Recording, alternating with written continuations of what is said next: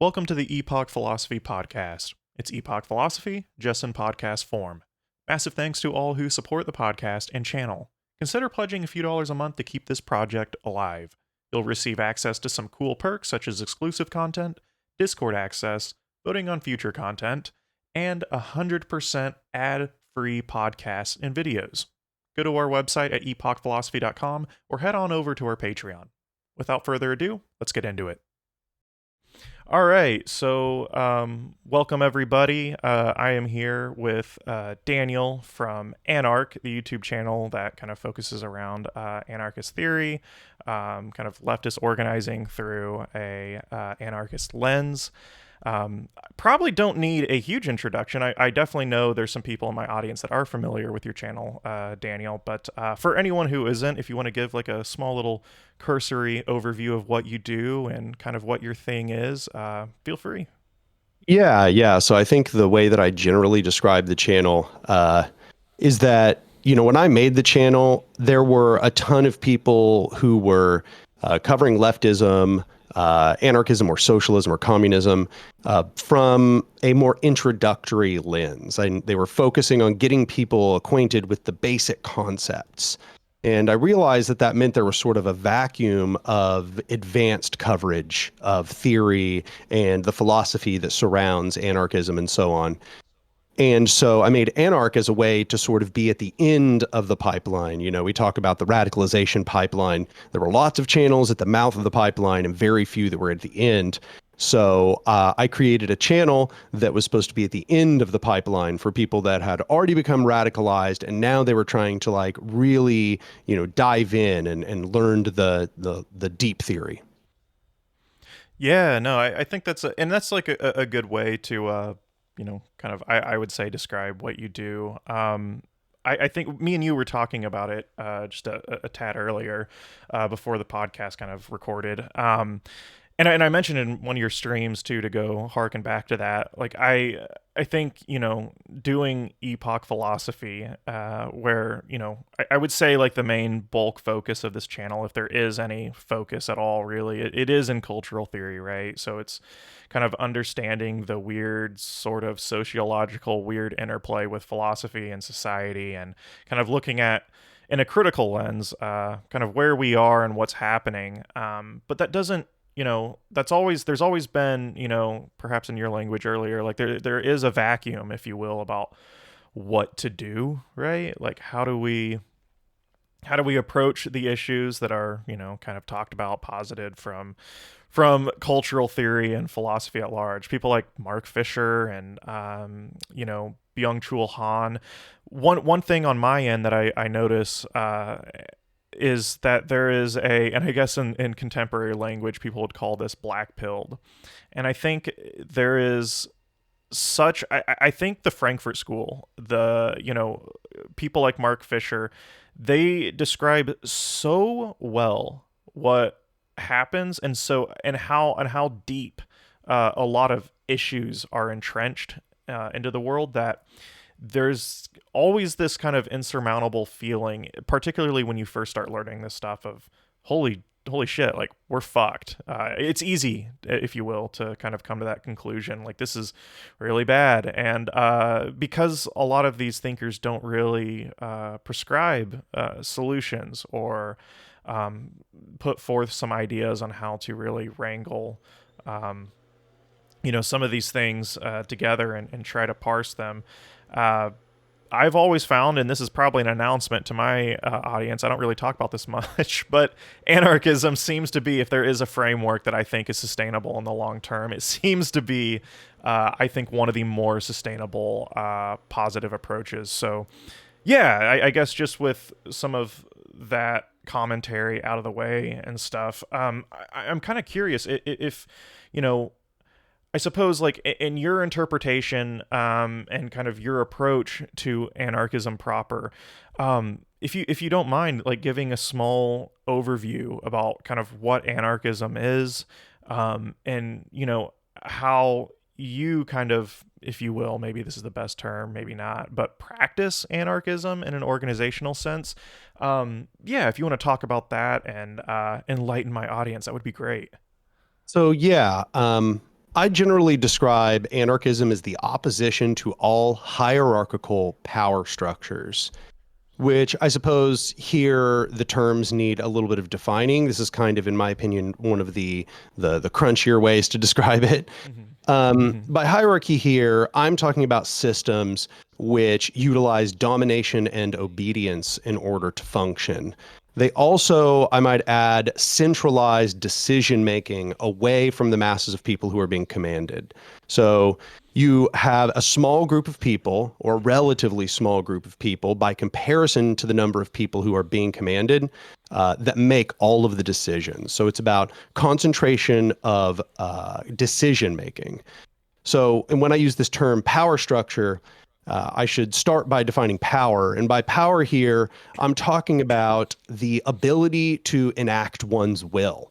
So I'm not necessarily talking necessarily about domination by its very nature when I use the word power. When I use the word power, I basically just mean somebody having a desire, having a will, and then being able to bring that into reality, taking things from potential to actuality. So this process is something we do every day. All of us have powers, right? My ability to walk is a power. My ability to eat and digest food is a power, right? These are all kinds of powers. So this is why I make this distinction of a hierarchical power structure. When I'm talking about a structure, I'm talking about a system which creates reliable relations for the flow of that power. So it creates a system which makes it to where power flows in specific ways, and that specific way here I'm describing is hierarchical, which was described a moment ago. The opposition to this, however, is also embodied in a constructive aspect. That is to say, we want to create horizontal power structures. And so when I talk about a horizontal power structure, I'm talking about a structure where all of those who are affected by decisions are involved in the decision-making process. So that means that you no longer have this small group of people who are making decisions for everyone else. Everyone makes the decisions, and then those are carried out as per their collective desires, you might say. So notice I still use Hmm. this word power in that definition, right? It's still a power Hmm. structure when it's horizontal. We're trying to create those horizontal power structures. And with this in mind, this sort of embodies the constructive and destructive aspect of anarchism.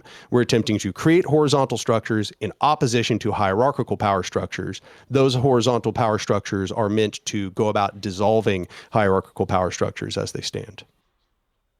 Gotcha. I think that's a pretty good way to describe it. It also kind of, I think, dispels the myth about kind of what I suppose the preconceived notions, which I'm sure you are all, or you are completely familiar with, the preconceived notions of what anarchism is, like overt chaos or anything, kind of like this disorganized jumble of people blowing stuff up or something that seems to be kind of the kind of somewhat mainstream mass psychology towards anarchism and the kind of the language of it therein. So I think my mind immediately raced to when you were describing this, the question of how might this look in kind of the 21st century with what we're doing today. And I definitely want to get there and I want to talk about that. And later on, I would love to talk about some of your organization efforts in Tulsa and where you live. But I think it might be helpful to just kind of have a little like overview about how anarchism has kind of been practiced a bit in the 20th century. And this would be helpful for me as well. If you want, what are some kind of like good examples in somewhat recent history of kind of anarchism being practiced? Maybe potentially what are some struggles that they ran into, and kind of how anarchism went to grow forward through history, if you will. Yeah, so it can be kind of challenging to approach the question because there are different forms of anarchism, right? So Mm-hmm. there is what you might call individualist anarchism, and there's what you might call social anarchism.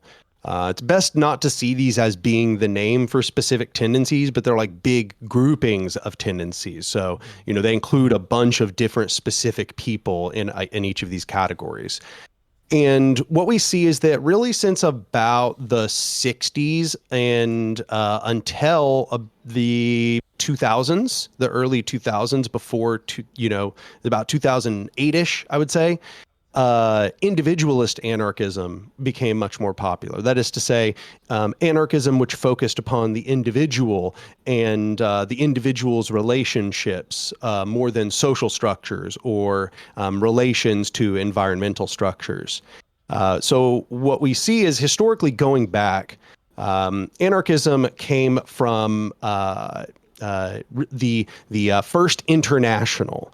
We talk about how there are all these internationals that have taken place, the first, the second, the third, the fourth, et cetera, where you have socialists and communists and radicals, leftists from all over the planet coming together to meet. Really what we recognize as anarchism came from that.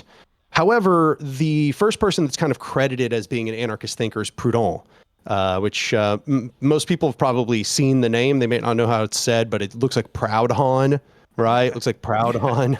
But he was the first person to sort of embrace this label of calling himself an anarchist. I would say he kind of had a mixture of an individualist and a social perspective, although I would say he kind of erred more towards the individualist perspective many times.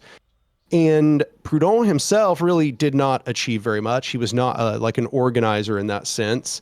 But his ideas went on to be very influential. Many of the people who were in the First International called themselves Proudhonists, and they promoted sort of his ideas, but they began to evolve. They began to evolve over time. And what we see is that, Proudhon was focused on things like workers' cooperatives. And he was also focused on things like, weirdly, like a I don't know how you would put it, like a state bank, essentially, like centralizing the state bank to give out loans to the workers' cooperatives. That sort of mentality became less and less popular as anarchism went on, because the ideas were not supposed to rely on existing hierarchical power structures. Then we got people sort of moving away even from workers' cooperatives.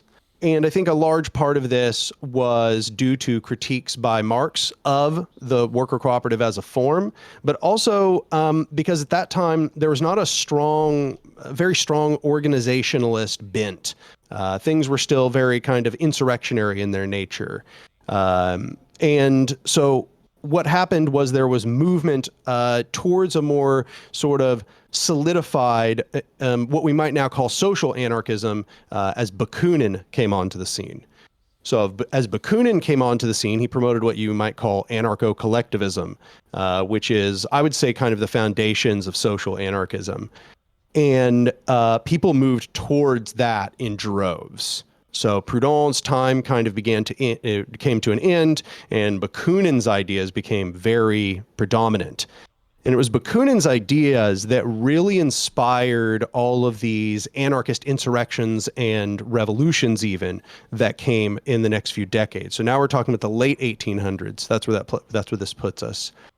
So Bakunin gave us this idea that, like, the individual is important, but also society is incredibly important, and these have to be kind of simultaneously valued. So then you have this rise of what you might call anarcho-communism in this sense, which is essentially anarchism recognizing that communism, or direct distribution, decommodification, not using money, not using private property in order to determine value, this became more popular. People began to promote the idea that, of course, we're looking for direct distribution, we're looking for decommodification. So anarchism became very social in that sense. And this led to a series of revolutionary junctures, some of which were successful, some of which were not.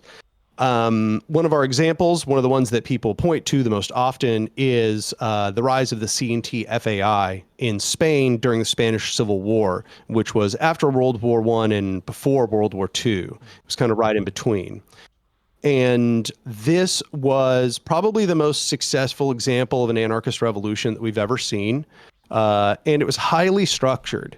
Horizontal power structures were built in Spain well before this ever happened.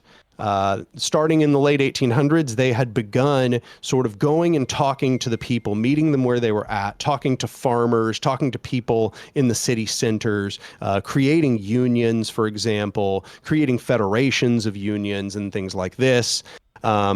And this led to a strong anarchist sympathy in Spain. And they had established a bunch of these sort of horizontal power structures well before any sort of juncture, any sort of revolutionary juncture or rupture arrived. So this became the most notable example of an anarchist revolution in history. But many people will also point to the Free Territories of Ukraine. Those came after 1917 in Russia, since Ukraine is right next door. You also had an anarchist revolution there.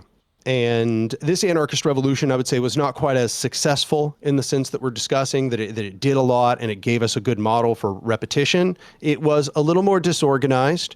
It was a little more individualist in the sense that it was kind of like do as thou wilt. There was no sort of pre-established, agreements and norms. And I think that led to a lot of the harm that was done, or rather it led to it not being more successful than it should have been.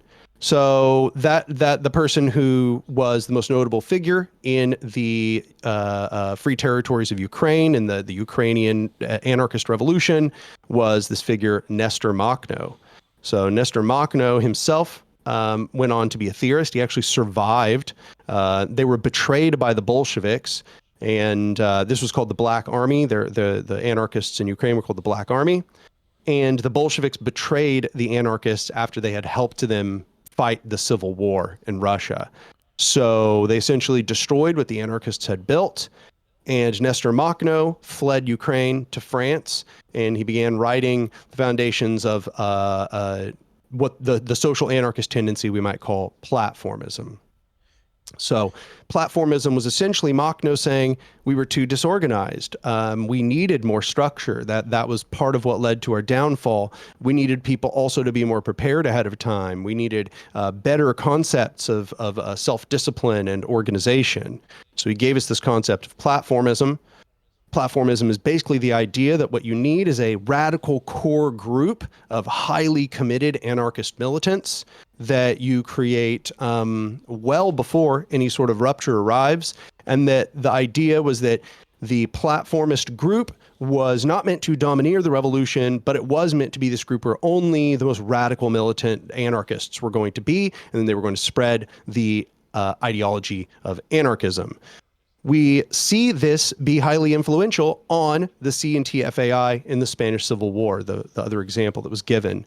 They didn't call themselves platformists, but we see this is basically what they carried out with the CNT, which is one of the groups, and the FAI, which were a little more loose, okay? So this is sort of the history up till now. We're getting into like the 1930s, right? And the anarchists in the Spanish Civil War are also betrayed by the Bolsheviks. But truthfully, there was not a whole lot they really could have done. Even if the Bolsheviks hadn't betrayed them, it would have been very difficult for them to have won against a fascist coup. Franco was a fascist who was arising in Spain at the time. This is what caused the Spanish Civil War. And he was being funneled an enormous amount of money and equipment by Hitler. And unfortunately, the Bolsheviks were not doing the same thing with the anarchists. They funneled most of their attention and money into creating their own separate army and supporting the Spanish Republican government rather than funding revolutionaries. This led to, I think this was probably the most significant place where you see the split between anarchists and more authoritarian leftists begin. I think there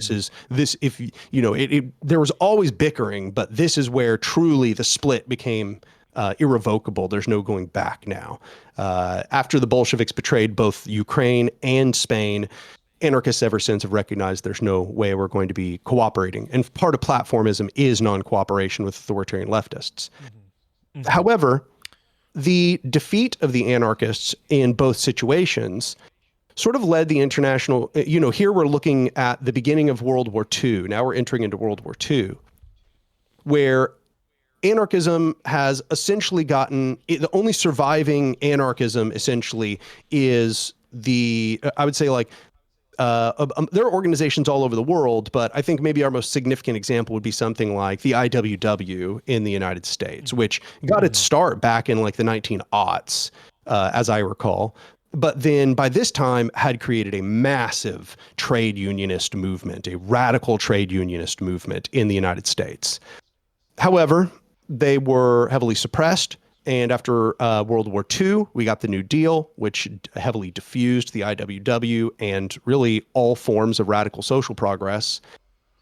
And what happened was, I think that this is where the black pill began, right? I think this is where we start really seeing that black pill enter the scene. You have essentially the anarchists now, instead of saying, hey, that worked, what we did worked, but we need to figure out how to do it better. Instead, many of them, I think, sort of withdrew into an individualist anarchism.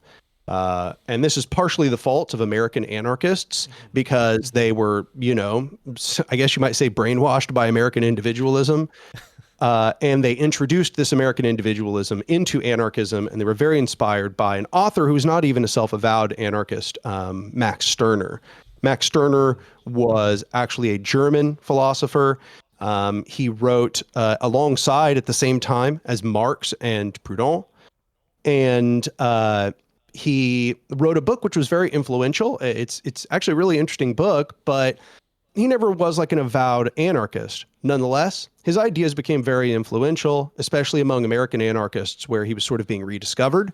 He had sort of been an unknown for decades at that point, an unknown all the way through this period of time I just discussed. That whole time, most people wouldn't have ever even known the name Max Stirner.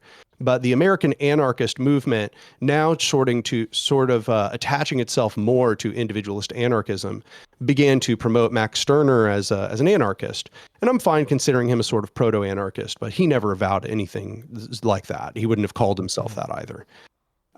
So what this led to was simultaneously you have the black pill of World War II and the failure of the CNTFAI and the failure of the Free Territories of Ukraine.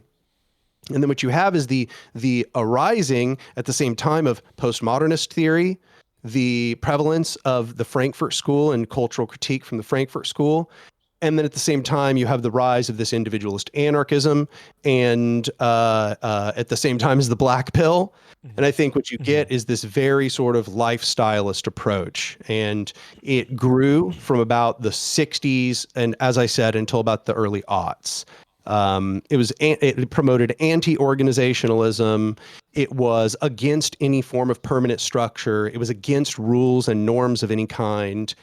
And weirdly, I don't know how this happened really, but somehow everybody just forgot that anarchism included all that stuff I just said. And it's like now these days, people try to pretend that the only kind of anarchism is individualist anarchism, which is much the fault of the movement between the 60s and the early 2000s.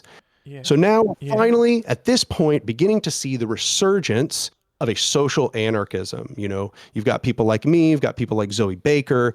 You're starting to see social anarchism return. And it's partially because, individualist anarchism had between the 60s to the early 2000s, that's decades to prove that it could do something. And it didn't. It languished in organizing protests and not building anything that lasted. And I think, as you may have noted at the beginning, it also kind of ruined the reputation of anarchism as being just about a lifestyle, a subculture, a youth subculture that just organizes protests and just wants chaos and bomb throwing. Which there's a whole other story to where the bomb throwing and the chaos perceptions come from, somewhat the fault of anarchists themselves. But I hope that provides you a little bit of an overview of the history and kind of the progression of the theory of anarchism. Yeah. That was pretty much perfect, actually. Not necessarily like myself. That covers pretty much all the bases I was hoping for. So I appreciate that. you mentioned earlier kind of and this is something, I like to with this podcast, like to riff a little bit, like I make my channels, or not my channels, I make my YouTube videos as sort of like this really informative kind of piece that I can share, if you will. And in some lens, I kind of like having a podcast where it's also equally like, sorry, excuse me, it's equally as kind of informative for me, and kind of something that I can be a little selfish with and kind of, riff off of and learn myself. And something that I'm curious to see what you think is, you brought up postmodernism, and in some sense, there's been a lot of lately, particularly the past probably about year and a half, 2 years, I've really taken a weird kind of approach, right? Like I've read all kinds of postmodern theory. I'm in a lot of ways as a descriptive lens to how we can kind of describe what's going on with humans, systems, kind of, really our whole idea of history itself. I think there is a ton of really interesting and valuable stuff with kind of postmodernism, if you will. And obviously we've had so much butchering of postmodernism from the right, really just having no idea what that term even means, really kind of the theory around it, if you will. Something that I have noticed, though, is that, and this comes from people who would never consider themselves postmodernist, right? It seems like I really like Frederick Jameson's idea of kind of postmodernism as a cultural logic, and it's a cultural logic that it embodies and it embeds itself throughout all facets of ideology,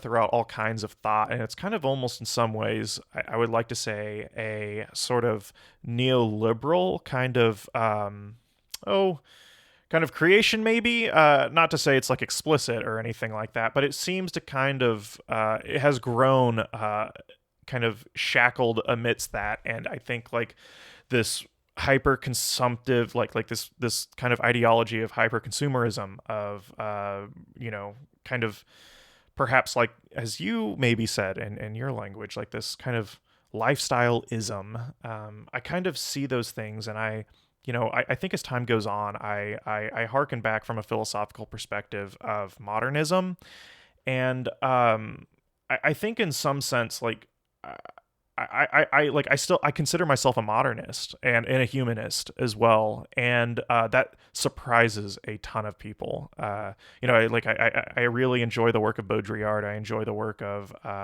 Foucault, of Deleuze as well.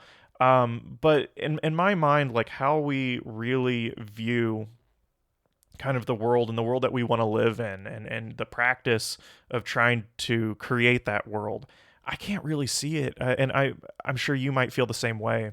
I can't see where we can actively create within the lens of something that isn't within the vein of humanism and modernism. And I think that's kind of where like anarchism comes in, because there is a modernist and there is a humanist element to kind of that type of organization, that type of structure. I guess I'm curious what your thought is on that. I know you've mentioned you've watched this channel, so I assume that you're a bit acquainted with kind of postmodern cultural theory. But how does, like, I think this would probably be an interesting question for my audience. Kind of how in the 21st century, how do you kind of parse anarchism and sort of the newer kind of philosophical analysis that we find with kind of postmodernism or post-structuralism? I consider this to be like a really great uninspected question. I think that a lot of people are not thinking about it in this framework. I think that it's kind of hard to know where to start. There's a lot to say about the subject, but I think part of the reason the left has been so defensive of postmodernism is that the right wing has made it their scapegoat. Yes. The right wing has turned it into enemy number one. And the left often has a sort of contrarian orientation in that sense, where they see themselves as the simple negation of the right. So whatever the right hates, they must have to love for some reason. And so I think that the left has been a little bit overly defensive of postmodernism in that sense. And I say this as someone who used to be even more critical of postmodernism. I still have some very heavy criticisms, which I'll get into. Mhm. But I learned a lot from reading postmodernism and learning about what the postmodernists thought about things. I think that they offered an extremely valuable counterbalance. You know, modernism did go too far in many senses. Modernism, in many ways, did over focus upon the objective. Mhm. It Mhm. got too focused on sort of what you might call high modernism and building these sorts of overarching stories, these overarching narratives, which explained everything from beginning to end without any exceptions, and everything was to be fit into the straight jacket of logic and rationality, and we were to assume that everything proceeded by logic and rationality, and that the subject orientation wasn't important. And I think what postmodernism gave us was a pivot away, right? Where it said, okay, that's y'all went too far. That's too much. And, in their mind, they said that it produced the modern world. It produced the errors of the modern world in their eyes. So in response, what they did was they pivoted to a subject orientation, where they were very concerned about how the subject viewed the world, how we acquired beliefs, and then therefore convinced ourselves of how we held knowledge. It concerned itself a lot with the relative nature of things, how the relations of things were often just as important as the constituent pieces themselves and how they were arranged, and that those relations could completely transform not only how a structure worked, but it gave us a completely new avenue for analysis, for philosophical analysis. And I think that a lot of what they brought up was super important, right? I think that, them bringing up, for example, that the subject does not ever really have access to perfect knowledge, that language often obscures our ability to communicate properly, that the differences in our conception of words, people's subjective histories with certain words, with certain phrases, with certain things, causes the meaning to get distorted in communication. I think that these things, I'm giving a big overview, the opposition to overarching singular narratives that totalize the path of history. These are all extremely valuable. These were needed. If we didn't have these, we would Mhm. be worse off, right? We wouldn't understand many things that we now take for granted. However, I now think that postmodernism made basically the same mistake as modernism, but in the opposite direction, to the point to where Mhm. it's almost as if they can't seem to talk about objective structures at all. They can't seem to even have a discussion about where overarching narratives might actually exist. It's almost as if a bizarre, hyper subjectivist orthodoxy has been created. And I don't necessarily think that's the fault of every postmodernist, especially when you Right. read Deleuze and Guattari, they're not saying that. They're not. I mean, like, they're saying things in really difficult words. They're very obscurantist, you might say, but they're not saying that. And if you read Foucault, he's a little inconsistent. Sometimes it sounds like he's saying that, and other times it doesn't. But he's usually not. He's usually not saying that. But when you combine all of it together, you combine Foucault and Derrida and Deleuze and all of this, I think what you get is when people read these and when they sort of smash them all together into a framework for understanding, what we get is that sort of vulgarization of postmodernism, such that the vulgarization of postmodernism almost comes to replace the actual meaning of postmodernism. And so Right. this leads us, in my opinion, I think here's one of the problems. The problem is that postmodernism arose when capitalism was truly, coming to sort of this fever pitch. And I think that, you were talking about Frederick Jameson.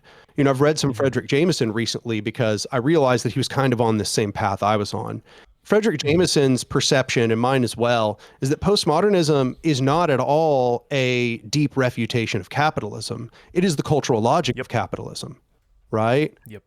And Mhm. and he takes this from a Marxist perspective, and what he says is, you know, ideology arises from conditions. It never arises outside of conditions. It comes from the orientation of the means of production and the way that labor interacts with the means of production and their historical conditions and the orientation of power structures over them and all of that. And that's the soil in which ideology grows. And in that sense, postmodernism arose from that fever pitch of capitalism. And I think that, he points out many ways in which it actually does just operate as the cultural logic of I don't know if you call it end stage capitalism, because that's a little presumptive, Hmm. but, capitalism having gone truly to a new phase of development.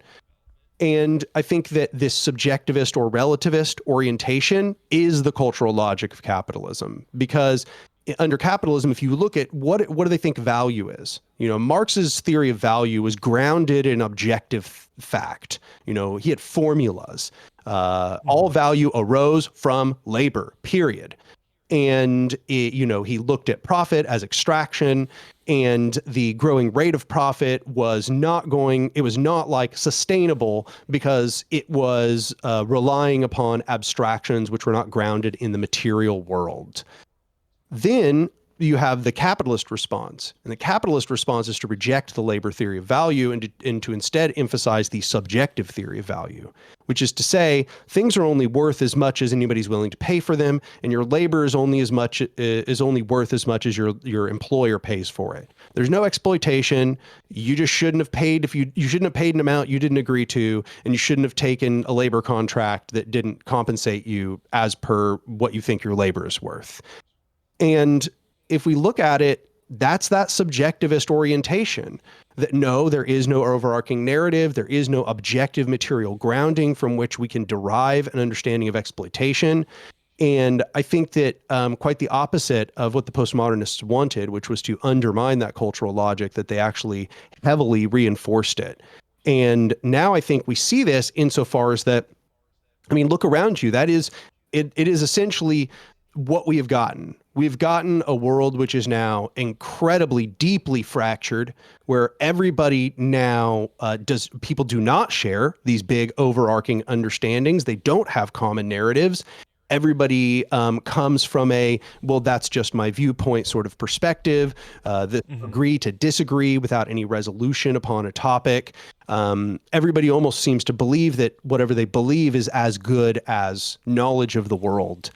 And we notice that as capitalism develops, it actually gets worse and worse and worse. Capitalism has fully embraced postmodern logics in a way that I think a lot of people are not prepared to recognize. And so in my perspective, just to wrap it up, because I'm sorry I've been going on such a No, length it's here. okay. Um, I personally don't call myself a modernist. I call myself a meta modernist, because I'm not Mm. really looking to discard either. I think they both were right in a lot of senses. Many people might see me as a modernist, given how much that I promote the idea of no, there are good mechanisms for understanding the real world. Science does get us closer to the truth. There is such a thing as a big T truth, whether we have access to it or not. But Hmm. at the same time, the postmodernists brought up a good point.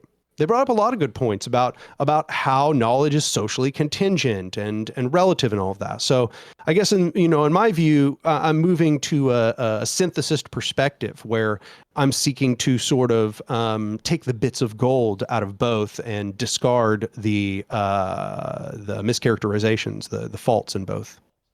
Yeah, yeah, yeah. No, I think meta modernist. I never thought about it in that light, but that probably is a good kind of way to kind of describe that viewpoint, and extremely similar to mine as well. I think there's, like, I don't know if you're familiar with the work of like Matt McManus, but he wrote like kind of postmodern conservatism. I kind of in many ways consider um, kind of particularly the American right. I actually, like, it's not even the American right anymore. It is pretty much just the global right, in a sense, is an incredibly postmodernist entity, and I think that's something to. I think even for leftist or people who look at things in a critical lens, I think that's important to I think realize. Matter of fact, it's pretty pivotal in how I view the right. Um, and I think that, particularly my concern in a sense with you know uh, the kind of orientation towards postmodernism in a prescriptive light from a left wing lens is it I notice it pacifies pretty quick. And not, I don't mean like, people are too scared to take up arms, or they're too scared to enact violence. Not even really that. It's like almost a sense of action, or like in a way I want to describe as something like being a human, right? So, like interacting and communicating with others, I find this kind of cultural logic, if you will, an incredibly pacifying and really destructive kind of tonality towards the world. And I think that in a ways, I'm sure you share this, and this is something as an anarchist that's got to be on your mind quite a bit. Like how do we engage with people in an ever growing postmodernist world, right? Where values in a sense have sort of eviscerated, right? Like a structured way in which we can kind of orient ourselves in the world, even if that orientation might not be completely correct.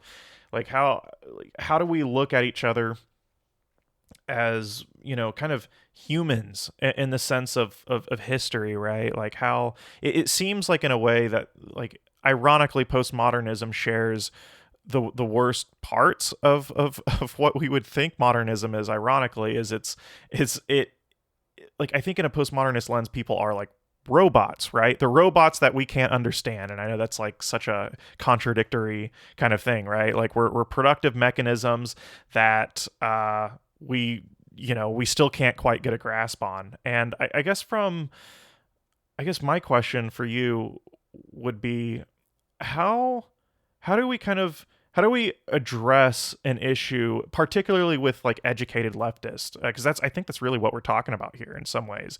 Like pretty educated leftists who feel overwhelmed with, kind of the various interpretations of history, and engaging in like organization and, action, if you will. How do we kind of approach this issue right now?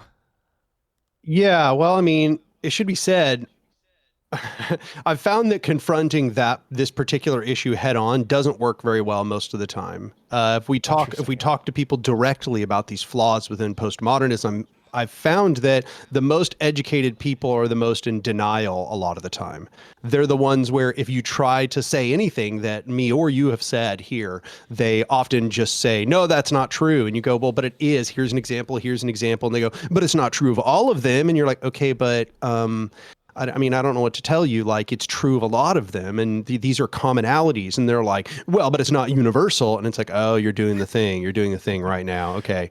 Yeah. Yeah, it's weird. It's almost like I found that you can't get through to them. They have an emotional connection more than they have an actual like logical defense, in my experience. And I remember when I first started making criticisms, they would essentially tell me, "Well, read more of it then." And I'm like, "Okay." And I went and I read more, and I was like, yeah, no, all my criticisms stand. I don't know why y'all thought that was going to make me think otherwise. And they're like, well, then keep reading. And then I'd read more. And I was like, yeah, same basic criticisms. I mean, a little different, but, and it just kept happening until I eventually realized that they were never going to accept the criticisms, that their answer was always going to be read more. So I found that the actual head-on confrontation has not worked. Even a conversation like this, I'm aware of how many people may very well be in your comments just denying everything both of us are saying, right? Even though we've Hmm. both read this material, you've probably read even more than me. Hmm. But as far as, its effect upon action, I think that one of the most negative effects of postmodernism to revolutionary action has been that fracturing into individual viewpoints, which are all incommensurate.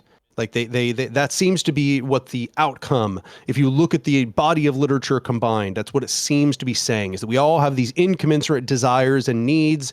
And that means that here as well, we do not find an overarching narrative. Here as well, we cannot find a common interest. And I think that's the main damage that has been done. It has convinced us that we are all in little silos where all of our needs are not commensurate, or not do not we do not have complementary needs. That we all have these personal narratives, many of them which are in conflict, and that therefore that's going to create this condition of subjective conflict. I think that that's not only like verifiably wrong. We can just see that we all do have common needs as human beings, but even that we have, many of us, common desires. And I think that rediscovering this sort of common interest is something that Bookchin talks about. Bookchin talks about this need to rediscover common interest, because common interest is what leads to large scale revolt and large scale revolutionary activity. It is in the understanding of that universal desire, those universal desires and needs, that we are able to organize together into meaningful coalitions to get things done.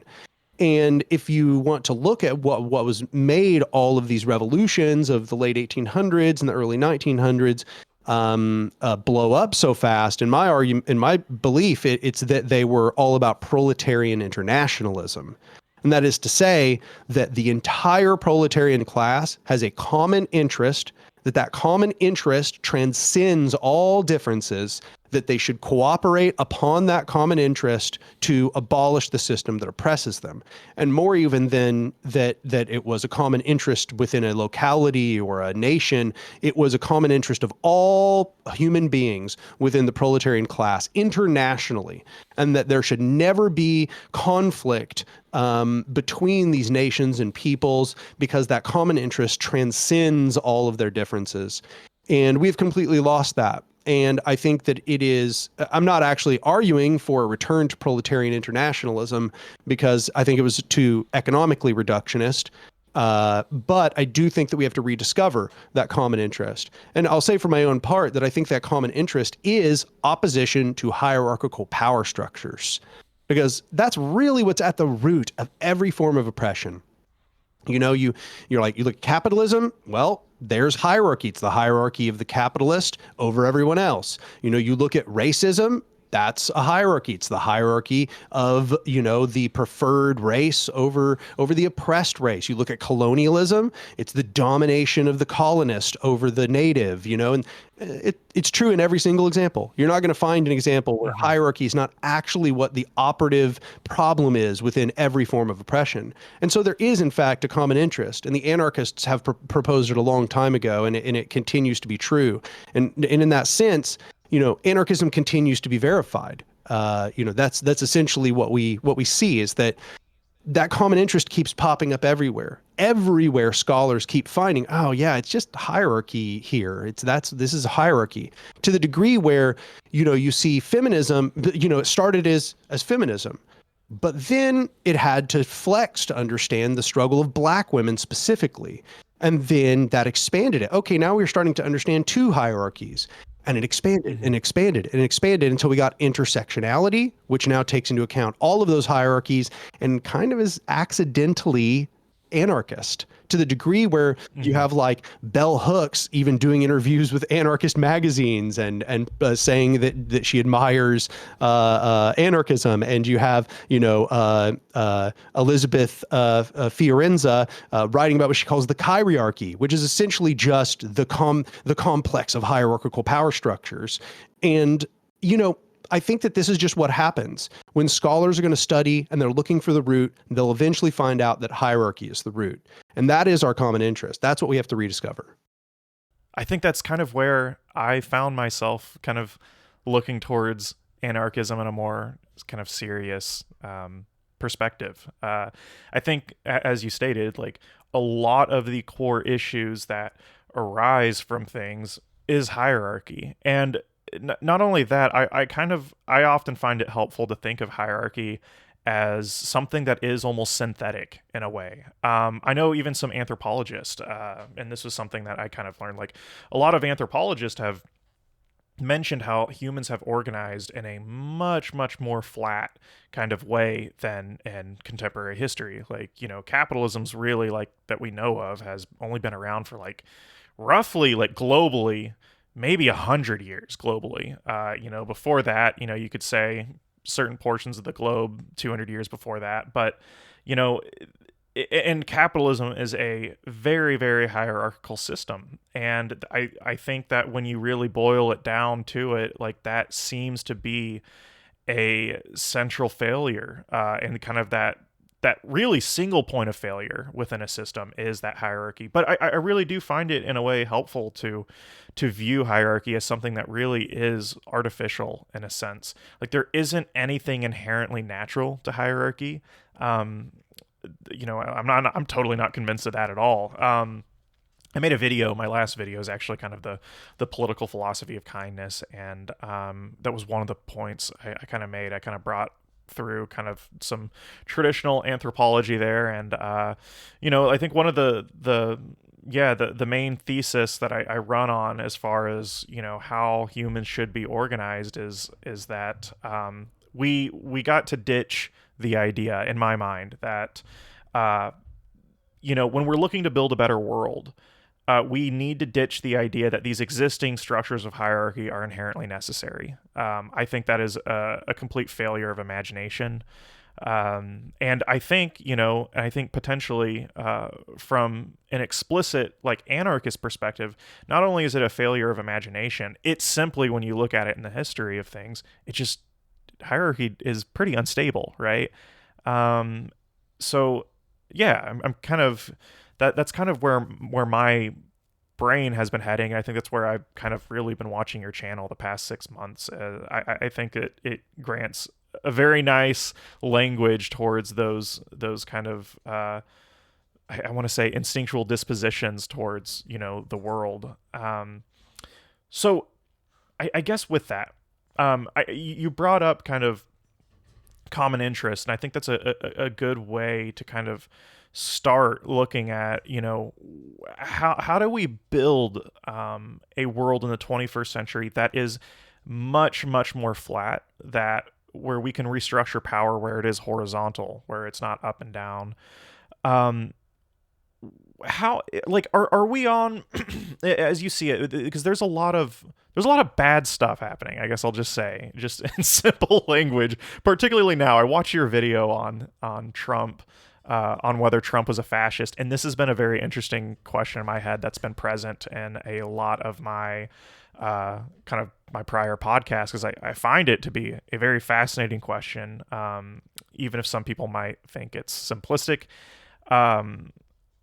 And I've definitely, the two prior guests I had a guest name, and you recently talked to him, which is really cool. But One Dime, I had One Dime on, and then I had Nightmare Masterclass. They couldn't be too further different. Like Nightmare Masterclass makes videos on like kind of a little bit more similar to me, applied cultural theory, if you will.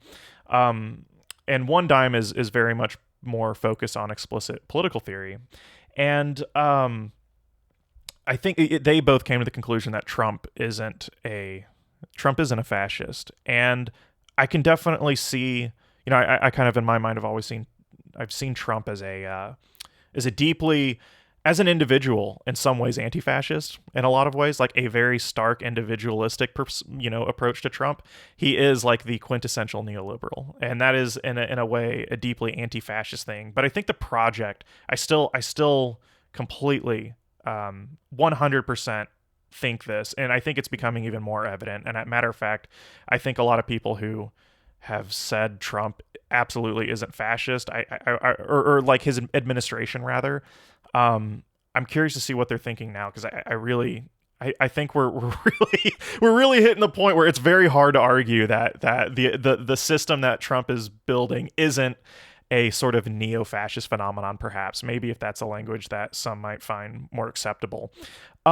With this impending fascism and looking at common interest of people, how might we, from your perspective, how might we build a more flat society? How do we kind of approach this with people who don't know what to parse or make of any of this? Well, I think there is a huge amount I could say. I'll bracket the conversation about whether Trump is or is not a fascist. But here's what I will say. Uh, part of the part of what destroyed radicalism was the rise of or rather, was the concessions that the workers' movement achieved. So we see in all of the places where the workers' movement got really, really powerful that it got concessions. The state gave them what they wanted. They raised minimum wages. They got rid of child labor. They created the, 5-day work week and so on and so on. Like we see all these things. And we see is that if a movement's really successful in demanding those concessions, the movement tends to peter out or get co-opted or kind of liberalized in the Mm-hmm. process. And I think part of the reason is because, well, when now you're suffering less, and you think maybe the state's okay. The state did a good thing here. You forget about that whole part where the state did everything in its power to subjugate everyone trying to get it to change. And as generations go by, you sort of forget that to get anything you wanted, you had to like threaten the state with revolutionary violence. And what we're seeing right now is the state is essentially destroying much of the concessions that were gained by the workers' movement. So here, of course, we're talking about the United States, like we're talking about the context of the United States, and here in the context of the United States, what Trump is destroying, he is gutting the concessions that were made. I think in their mind, they believe they have such absolute power that there will be no repercussions. They say, well, we don't really care what the backlash is. We are going to use absolute force of violent subjugation if they don't like it, right? And Mm-hmm. the problem is that this is pure hubris. This is pure hubris. If the people actually do choose to return to this militant orientation, the people can overwhelm the United States government. That's just absolutely the truth, and that's what all of history shows. However, what I think really it's going to have to boil down to, because here's the thing, I say that, but are they? Probably not. They're probably not going to just do it spontaneously. In fact, they're probably terrified. They're scared. Who Mm-hmm. wouldn't be scared of the threat of violent subjugation in mass? Of course, people are terrified. But the solution, when we look back in history and we see what works, is you find the places where the state has left those vacuums, where the state has left vacuums in the provisioning of services, and you provide those services from the ground up. So when we look at, say, the workers' movement in the United States previous to the passage of social programs, famous social programs by FDR, we see that they were doing a lot of that themselves already. They were doing a lot of those things that the state went on to give them. And in that sense, that's part of how it took the steam out of the sails of the movement, is because when the state took over those things, those were no longer things that were being provided from the bottom among the people themselves. So here's the thing. They're exiting the era of concession. The state essentially always has two possible responses to the rise of threats within it. And those two responses are concession or subjugation, where it says, okay, I'll give you the concessions. Now calm the hell down, right? And the other one is Mm-hmm. the latter, which is to say response with subjugation. I just call that fascism. And I say this not even like, oh, that's the opinion of Robert Paxton and Roger Griffin and blah, blah, blah. This is my Right. own analysis. I think that's all fascism really is. Fascism is the desire to return to subjugation as a response to threat.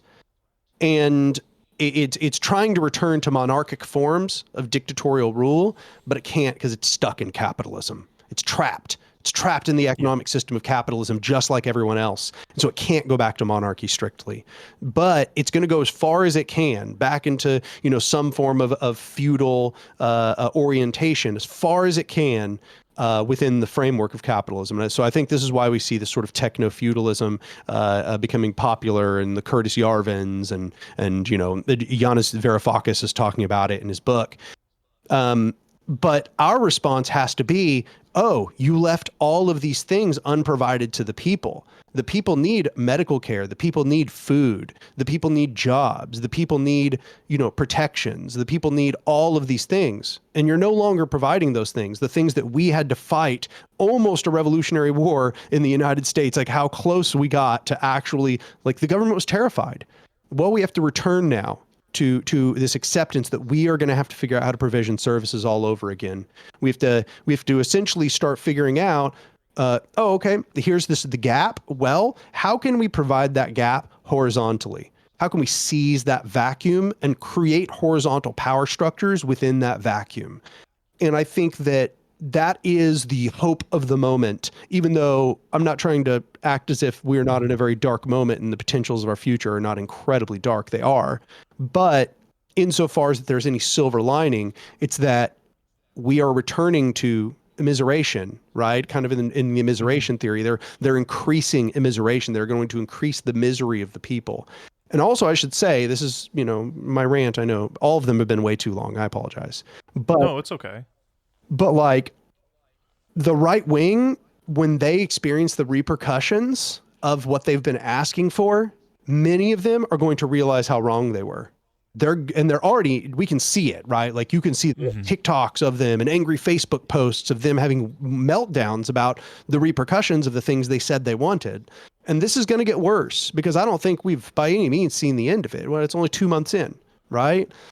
And so Is it? I don't. It's less than that, I think. it's less than that. It It's is. Yeah. less. So it's only Yeah. going to get worse, in my opinion. But what we have to do is we have to be prepared to get outside of our comfort zones and talk to a bunch of people that their viewpoints are going to, upon face value, sound really abhorrent. But when you get down to it, if you connect with them on that general interest of we all need the same things, we all need food, we all need water, we all need healthcare, we all need a house to live in, we all need human care.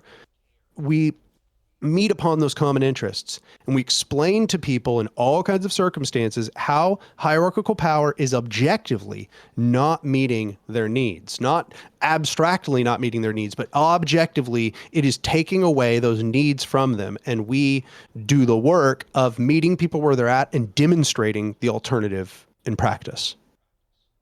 I think that's a really good way to put it, and I want to hear in a bit.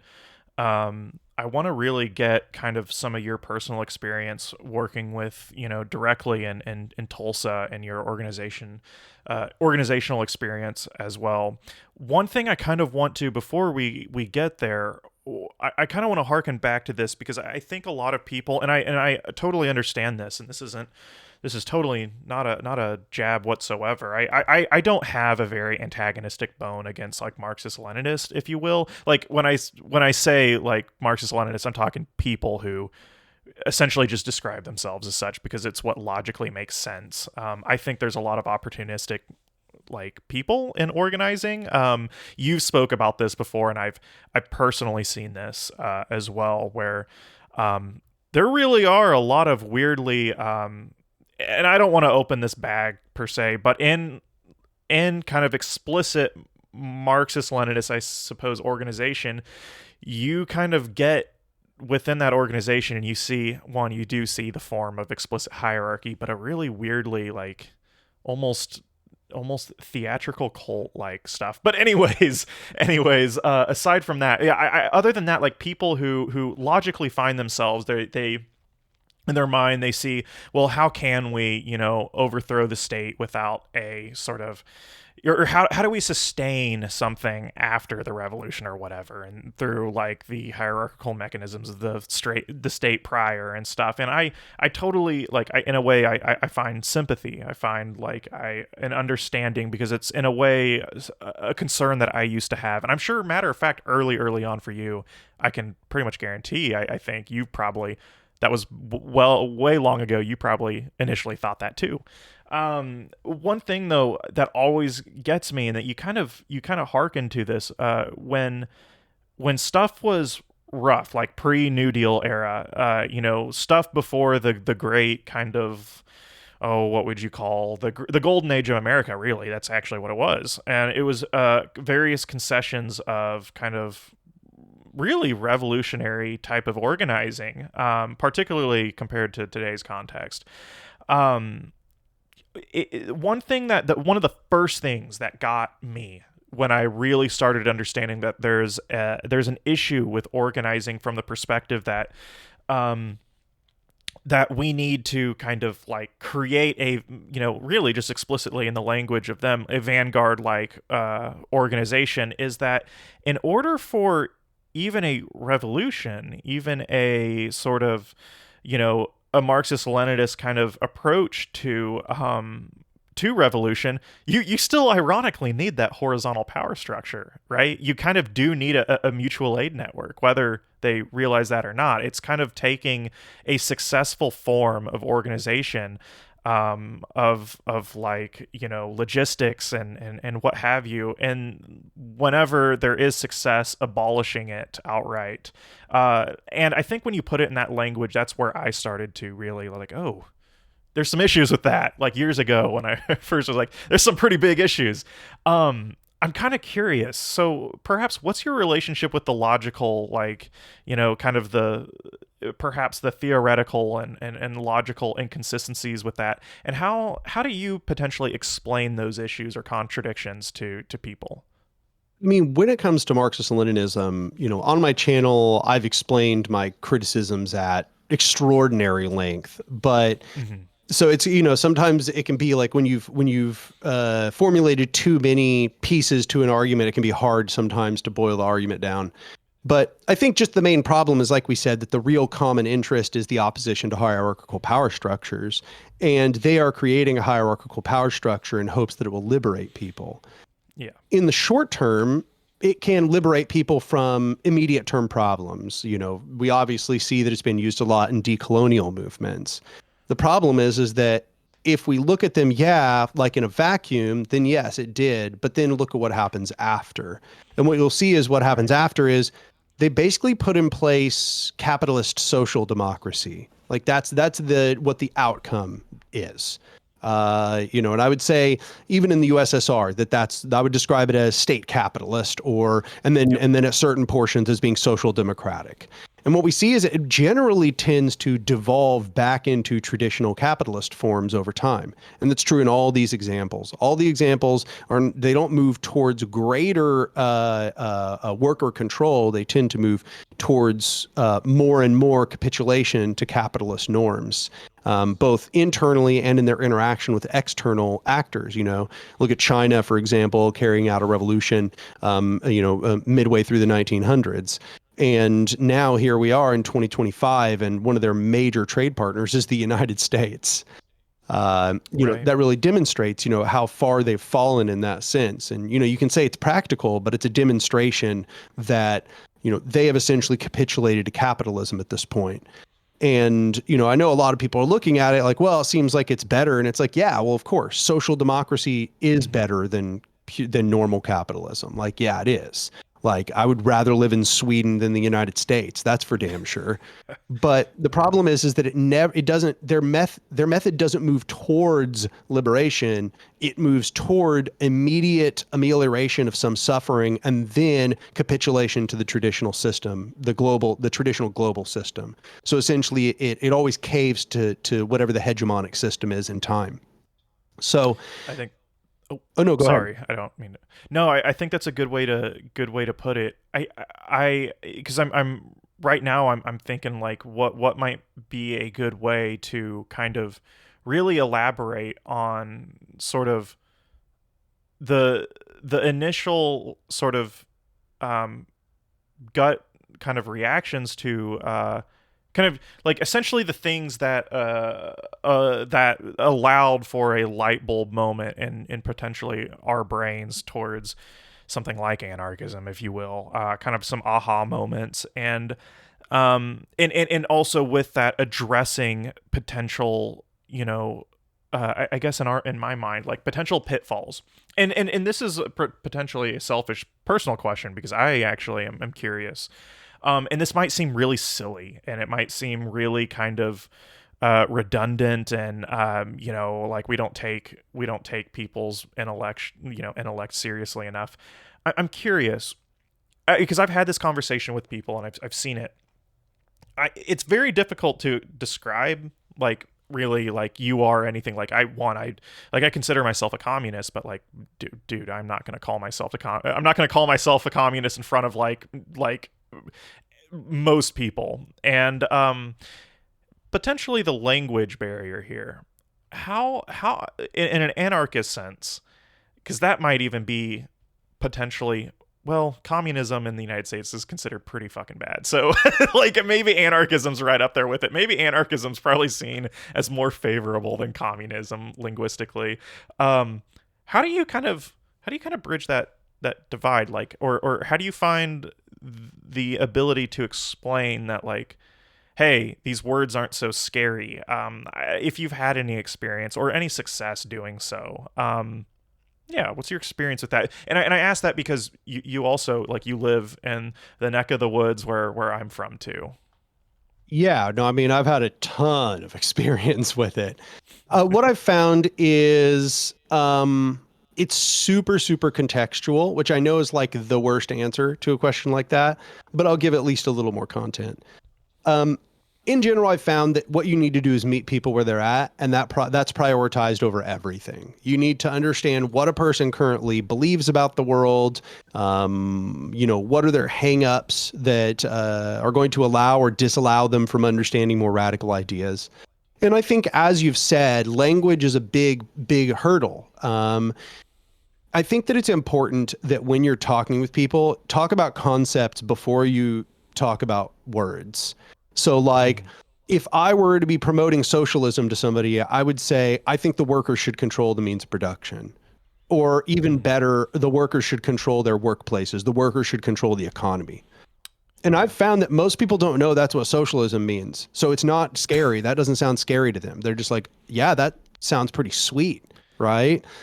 Yeah, I think I'm curious too. Like, one of the things that I've always found very successful is explaining just really rudimentary and very perhaps like simplistic way of looking at socialism or communism. I say it's extending democracy, the ideas of, like, we have towards the state, right? Like, everyone, pretty much most people, accept that democracy in the state is a good thing. Like, having a democratic, like, input to how decisions are made is good, but we often don't extend that to the workforce. And I found a lot of success personally with explaining to people, like, yeah, well, these approaches really is just, look, democracy, we want to extend that into, where you work. And so I don't know if you've had similar results as that too. 100%, 100%. Most people are not going to say negative things about democracy in polite company. They might say, and maybe there are some kind of weirdos on the internet who are angry about it, but in polite company, they're never going to be like, I'm anti-democracy, Even most conservatives won't do so. And living in Oklahoma, of course, I've met many, many conservatives. Yeah, so I think that, using the language of democracy is a good idea with most people, honestly. It really does cut straight through the bullshit most of the time. And I delineate even further, and I mentioned that I support direct democracy. Sometimes what I'll Mm-hmm. tell them is like, yeah, I support a radical direct democracy. That is to say that direct democracy pervades into everything, your workplace Mm-hmm. and the administration of things.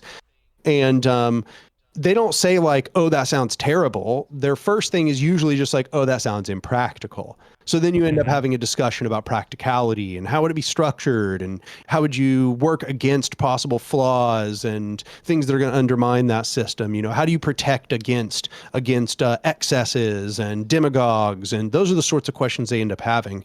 But if I say I'm an anarchist, the whole conversation becomes about telling them what anarchism is instead of talking about what needs to be done and what should be the alternative. I say I'm an anarchist, and then I have to debunk that anarchism is about chaos. I have to debunk that anarchism is all about individuals doing whatever they want, and there being no rules and norms and no agreements and no. And then if I tell them I want any kind of structure, they say, "Well, that doesn't sound very anarchist," and it just it adds all kinds of unnecessary uh, need for clarification to a conversation that would have otherwise been very clear. Like only like radical leftists actually have a problem with this word democracy. Most Mm-hmm. people are pro democracy. And if I were to tell them I want a radical democracy, I want a consensus democracy, they wouldn't be like, "Oh, that sounds bad and immoral." They'd be like, "I don't know if that's practical." Right? But if I tell Hmm. them I'm an anarchist, then they don't have their brain isn't even going to produce something looking like a semblance of that. Like they're not even that's not Hmm. even at all what they're going to think. They're not going to think of federations of directly democratic local councils. They're going to think of like fire bombs. If I say I'm a communist, they're not going to be like, oh, he wants to decommodify everything and have everyone control everything in the economy, direct distribution of goods and services from each according to their ability to each according to their needs. When they hear communism, they think a hyper centralized dictatorial government which abolishes the economy and distributes everything by the hands of a tiny vanguard party. That's what they think communism is. So I find that if I'm trying to get them familiarized with what the words mean, which I think can be good for inoculation, what I'll do is I'll describe the concept first. Then I'll tell them that's what communism means, or that's what I just described to you, that's anarchism. And I find that when I do that, then there's often the aha moment. Then there's often this Hmm. moment where they go, oh, okay, that actually makes a lot Yep. more sense now that I think about it. But I Yeah, wanna I have go some ahead. I have some experience with one of my best friends, and almost one of my best friends that I love dearly. He's he's literally in is this such a our friendship dynamic is fucking hilarious, but he's, and I won't say where or what, just honestly for his own privacy and stuff, because that's a big thing. He's actually in the special forces and the US military, and he's in the yeah. And I've talked to him a lot about this, and a lot of his family comes from a very trade unionist background, so maybe perhaps there's a bridge there that's allowed us to explain these things well. But I've talked to him numerous times about kind of my approach to kind of, yeah, I've told him like, yeah, man, I really like, the best way to describe really my politics is like communism, or like democratic socialism, if you will. And I've kind of explained it in the sense like, yeah, man, like it's really at a very rudimentary level. Obviously, it's much more than that, but it's just an extension of, and like you said, and how I approach it, direct democracy. I find the idea that like democracy itself, it perhaps, like I think we find the kind of armchair arguments, and I don't mean armchair as like an insult. Like I think this is a fair analysis, or a fair idea when you look back in history, that democracy, some people kind of argue, and I sympathize with this. I just don't think it's a potentially helpful conclusion to come to. A lot of people say, well, democracy has never really existed. And it's like, okay, like I can kind of run with that idea a little bit. Like we've never had it. Like democracy in itself is a kind of a, I've almost described it as almost quasi-religious sort of connotation. But I don't think that's like a bad thing. Like if anything, I kind of consider democracy itself as a very good, consistent guiding north star to how we can kind of, what's helpful in human organization, if you will. And yeah, I've had a lot of success with people who you would not expect would be like really like on board with a lot of the things that me and you here are talking about. And yeah, like I think there's even electoral points of this too. So, and this, I'm sure. I'm not sure if you're familiar, but are you? I don't know if Oklahoma does this as well. Oklahoma as a state is rough in a lot of ways. Like matter of fact, I gotta say, hate to hate to rub it in. Oklahoma is probably one of the worst governed states in the U.S. from like education, whatever. Missouri is very close, but Missouri, we have referendums. Like we have a very like kind of democratic form to how we can vote for things. We just gotta garner enough like signatures, and people get to directly vote on these things. And when people get to directly vote on things, or put some type of input, where we kind of do away with the abstraction of electoral politics, right? Party politics of, Democrats and Republicans, and representative democracy, if you will. Dude, people vote en masse for very, very progressive things, and it doesn't matter where they come from. Um, and so yeah, I've always found direct democracy in that sense, and by extension, because I think that's what anarchism really like can help facilitate. is direct democracy itself. Yeah. Yeah, no, actually, believe it or not, we have one of the least restrictive laws about ballot measures of any You too, entire then. nation. Yeah. Yeah. Wow, that's awesome. Yeah. That's how we got medical cannabis. In fact, I was on the campaign to legalize medical cannabis here in Oklahoma.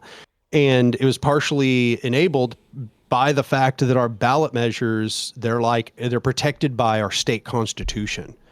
So Mm-hmm. it's actually hard for them to screw with that ability that we have.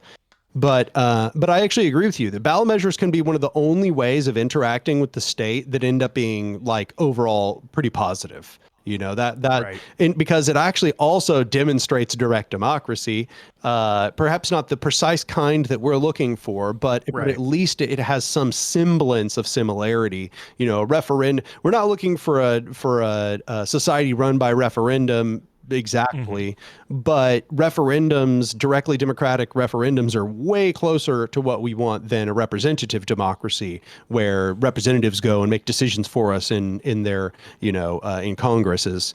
So yeah, no, I've found that referendums definitely do rally people together. They definitely do get people to kind of think outside the box a little bit. Definitely, the campaign for medical cannabis here in Oklahoma was very radicalizing for a lot of people. Brought together very diverse coalitions. You know, so yeah, no, it's definitely it's pretty much the only mechanism of interacting with the state that I would probably support. I think if I were to tell anybody what ballot measure is like this sweet spot of like, if you can do this, this will have extremely valuable radicalizing effects, as well as getting the government to support things it may not understand. It would be passing something like what's called the Marcora law in Greece. And the Mm-hmm. Marcora law was passed during the 2008 financial crisis. And it basically says that when employees are about to be fired and get unemployment, they can pool their unemployment money together and buy out the business and turn it into a workers' cooperative. Wow, I was not familiar with that, but that is wow. Has that been so in Greece? Has that been utilized pretty extensively? Very extensively. They have Wow. a substantial worker cooperative sector.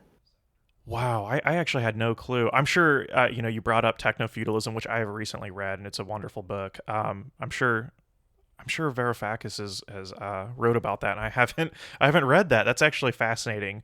Um, so I guess kind of for the sake of time, I would really love to transition to kind of your experience with kind of organizing and some of the helpful things that you've learned and particularly like what you're doing in Tulsa and for everyone up front here, like you can check this out on Anark's channel.